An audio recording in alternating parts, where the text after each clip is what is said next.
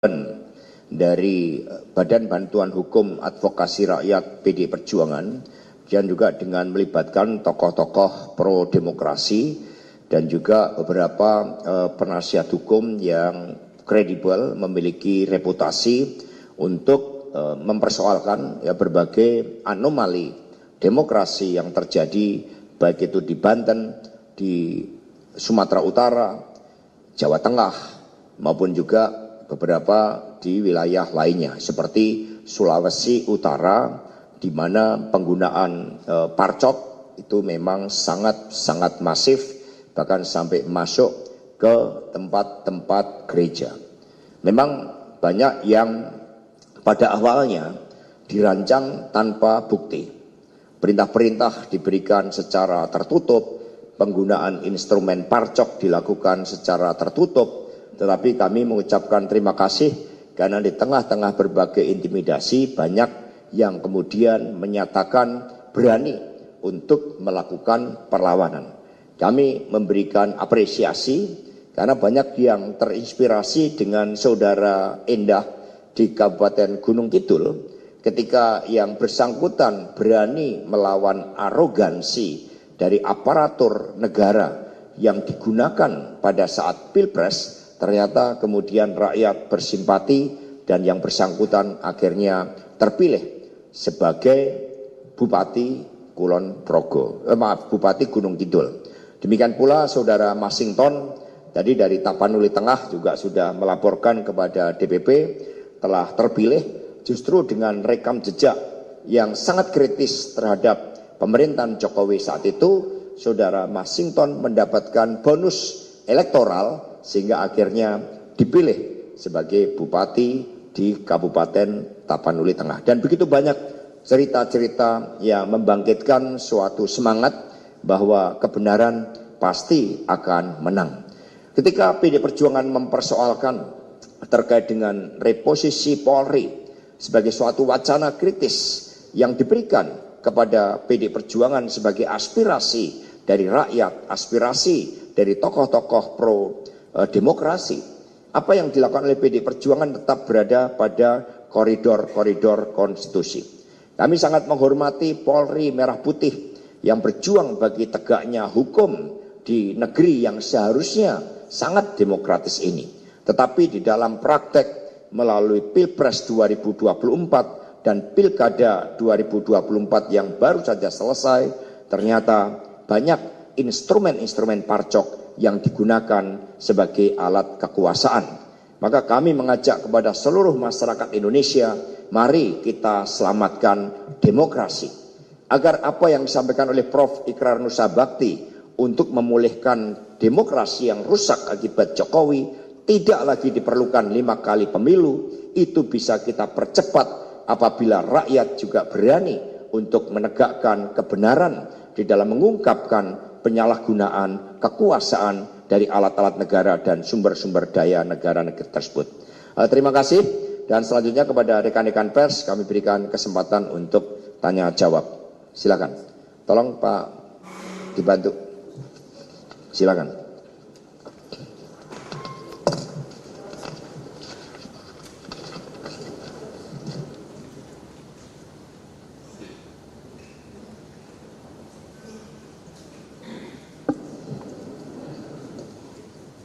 Cek, oke. Selamat sore Pak Sekjen, Bang Roni, Mas Bas, saya Putu dari Kompas TV. Dari tadi kan berkali-kali nama Jokowi ini disebut, terus juga penekanannya soal kedisiplinan partai. Tentu harapannya masyarakat, rakyat ini bisa tegas, tapi sebelum ke situ kita bahas dulu di partai sendiri. Terakhir memang sudah ada diksi bahwa hubungan dengan Jokowi ini tutup buku. Tapi kan tidak pernah ada pernyataan tegas seperti misalnya waktu Pak Effendi kemarin jelas bertentangan dengan partai, kemudian cat begitu dan suratnya ada. Nah, bagaimana dengan Jokowi? Apakah kemudian ketegasan partai ini juga berlaku untuk Jokowi dan keluarganya?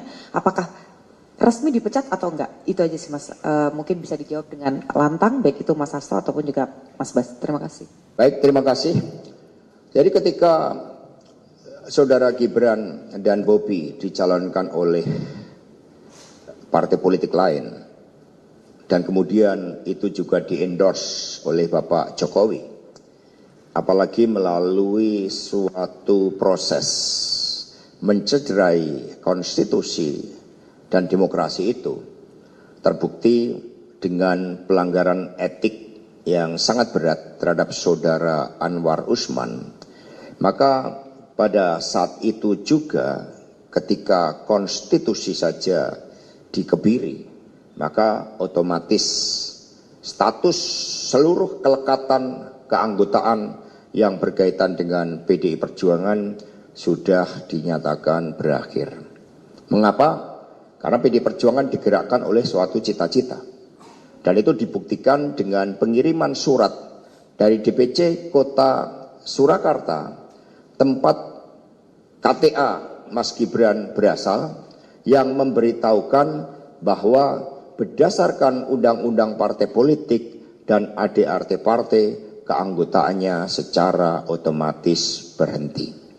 Nah, sehingga di dalam tradisi membangun kehidupan berbangsa dan bernegara yang baik, ketika seseorang telah melupakan suatu ide, gagasan, cita-cita kolektif yang membentuknya, dan kemudian membangun suatu rejim kekuasaan dengan segala cara.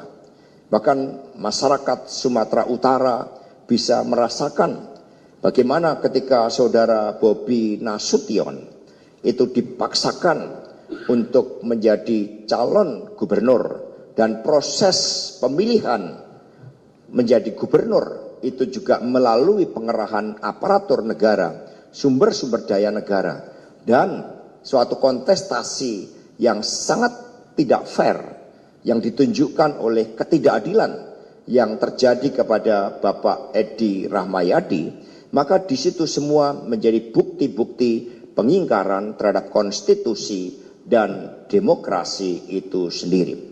Ketika seseorang sudah berkhianat terhadap konstitusi, sudah berkhianat terhadap demokrasi, dan juga menyalahgunakan hukum, maka sanksi dari rakyat itulah yang dibebankan kepada mereka-mereka yang secara sengaja telah merusak demokrasi itu sendiri.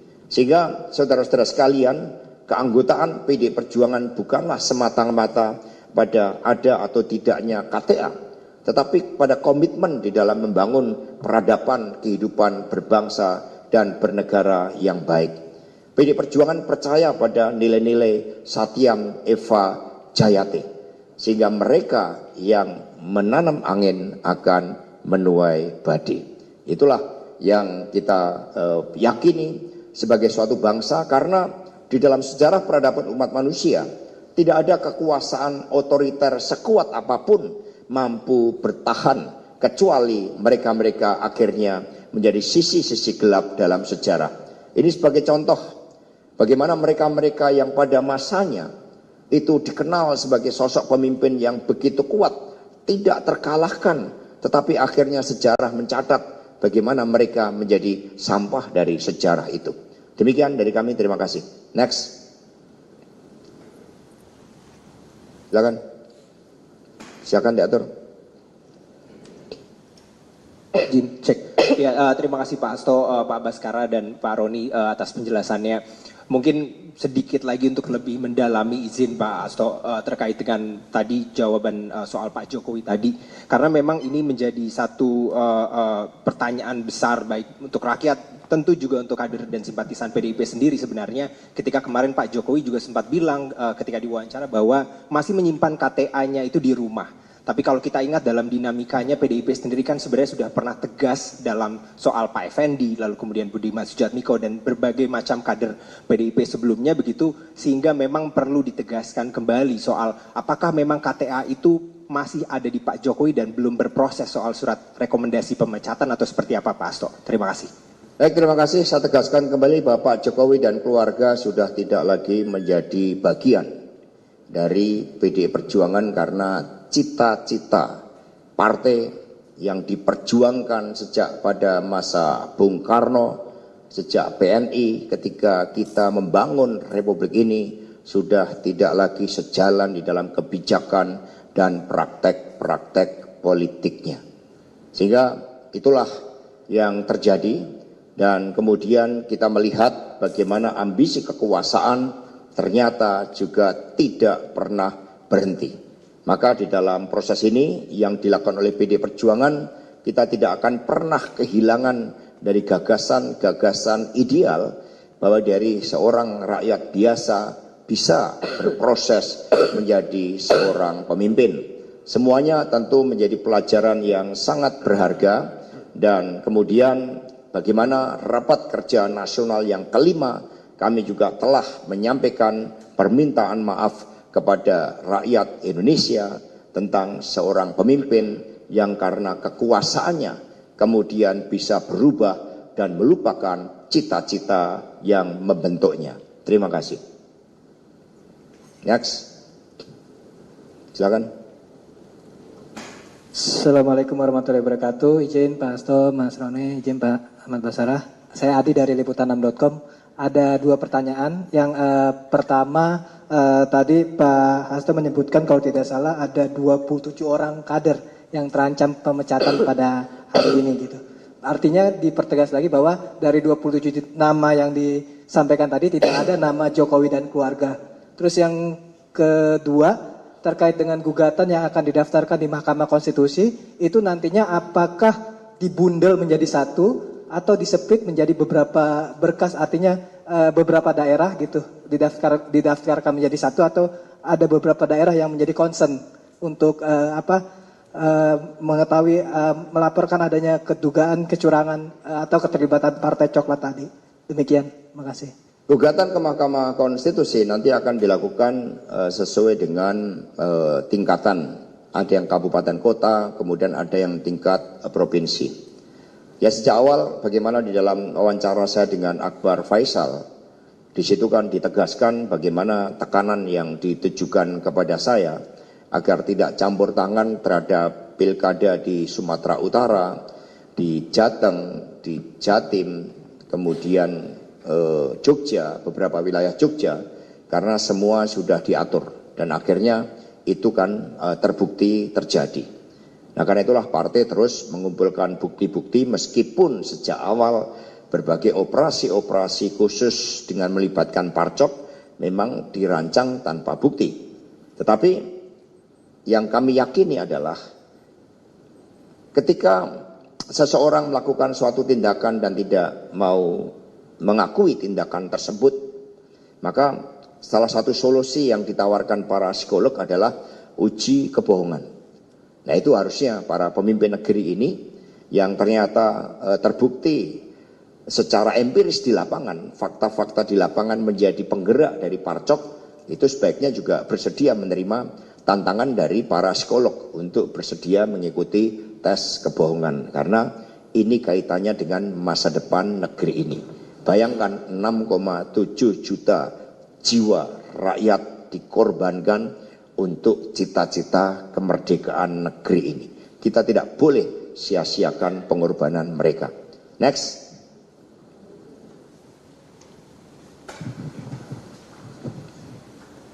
Sore Mas, saya Yogi dari Harian Kompas. Kemarin kan anggota DPR Julius Setiarto diberi sanksi ya oleh MKD gitu ya, sanksi etik. Padahal kan sebenarnya harusnya kan ketika mengunggah itu publik menjadi sadar, dan DPR khususnya Komisi 3 kan mendalami kasus parcok ini kan, tapi justru memberikan sanksi etik. Bagaimana sikap PDI atas sanksi tersebut? Ya, kami memberikan dorongan kepada saudara Julius untuk tidak pernah berhenti karena setiap anggota DPR punya kebebasan untuk bersuara, kebebasan dan juga dilindungi hak imunitas. Sehingga apa yang terjadi di MKD juga menunjukkan bagaimana hegemoni kekuasaan itu bekerja. Sehingga anggota DPR pun itu sampai diberikan sanksi teguran oleh MKD yang seharusnya memberikan perlindungan bagi setiap anggota DPR RI apapun fraksinya untuk menyuarakan kebenaran. Jadi kami akan memberikan advokasi. Bahkan kalau perlu itu sidang itu juga harus dibuat terbuka supaya masyarakat bisa memahami. Next. Silakan.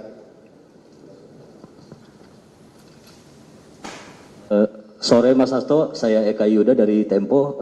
Mas, selain opsi gugatan sengketa di MK, PDIP menyiapkan opsi untuk pansus kecurangan nggak? Karena kan sebelumnya Pilpres juga ada opsi itu ya, cuman di tengah jalan mati gitu. Terima kasih Mas. Teman-teman semuanya, penyalahgunaan aparatur negara untuk tujuan pemilu merupakan bagian dari kejahatan demokrasi. Itu merupakan bagian dari pelanggaran HAM terhadap hak konstitusi warga negara untuk memilih secara bebas, secara berdaulat, secara merdeka. Karena itulah, karena ketentuannya juga berkaitan dengan HAM, hal tersebut tidak mengenal kadaluarsa. Nah karena itulah saat ini yang kami syukuri kesadaran masyarakat sipil itu semakin kuat. Kesadaran rakyat untuk melakukan koreksi itu juga semakin kuat. Itu bisa terlihat misalnya dengan kasus penembakan Gama yang mula-mula mau mencoba ditutupi dengan memasukkan skenario terjadi tawuran, ternyata masyarakat kemudian bergerak melakukan perlawanan. Terhadap apa yang terjadi di Semarang, partai juga bersikap proaktif akan melakukan advokasi karena tidak ada satupun dari aparatur negara termasuk aparatur kepolisian yang boleh mematikan jiwa rakyatnya sendiri. Karena itulah itu tidak bisa diselesaikan hanya dengan permohonan maaf. Maka pada kesempatan ini kami menghimbau agar seluruh jajaran kepolisian negara Republik Indonesia dapat mengobarkan semangat merah putih di dalam menghadirkan keadilan, ketentraman, dan ketertiban hukum di tengah masyarakat. Terhadap adanya oknum-oknum Polri yang justru melindungi berbagai tindakan-tindakan kriminal, tindakan-tindakan korupsi, termasuk judi online, tambang ilegal, dan berbagai kejahatan-kejahatan keuangan lainnya harus kita hadapi secara bersama-sama sebagai suatu bentuk koreksi dari rakyat dan sekaligus kita memberikan dukungan moral kepada Komisi 3 DPR RI. Next. Cukup? Cukup. Baik, terima kasih rekan-rekan. Nanti hal-hal satu lagi, silakan. Silakan. Mas tadi disebut ada 27 orang yang dipecat, itu kalau boleh di-spill Mas siapa aja, apakah ada nama? Nanti akan diumumkan ya tanggal 17 Desember ya bersama-sama. Sekaligus. Jadi nanti dalam upacara partai kita akan umumkan sehingga ada protokol partai supaya proses penegakan disiplin itu betul-betul nanti menjadi kesadaran bagi seluruh kader-kader partai. Karena ketika kita masuk di dalam suatu partai politik, kita meluruhkan diri pada suatu kepentingan partai yang lebih besar, yaitu untuk rakyat, bangsa, dan negara. Dan mengakhiri konferensi pers ini, kami sekali lagi mengucapkan terima kasih kepada seluruh rakyat Indonesia, seluruh masyarakat sipil, perguruan tinggi, para lawyer yang menyatakan dukungannya kepada kami, juga kepada rekan-rekan pers. Mari kita bangun Indonesia Raya, jangan korbankan pengorbanan dari jiwa raga lebih dari 6,7 juta rakyat Indonesia demi kemerdekaan Indonesia kita. Terima kasih. Wassalamualaikum warahmatullahi wabarakatuh. Om Santi Santi Santi Om. Rahayu Merdeka. Terima kasih.